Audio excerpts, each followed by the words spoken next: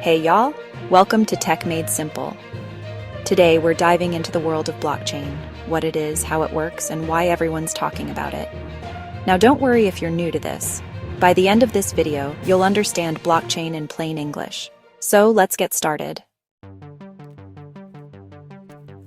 Alright, so let's break it down.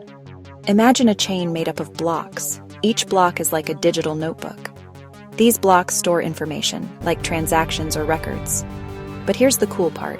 Once a block is added to the chain, it's locked in place and can't be changed. That's why we call it a blockchain. Now, you might be wondering, how does it actually work? Think of blockchain as a group project. When someone wants to add information, say, send money to a friend, everyone in the group has to check and agree that the info is correct. This process is called verification, and instead of one person holding all the records, copies are stored on thousands of computers around the world. That makes it super secure and hard to hack.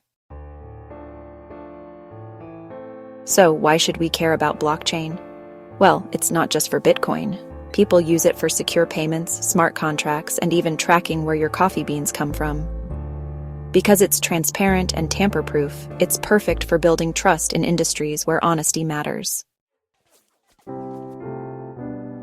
Alright, let's do a quick recap.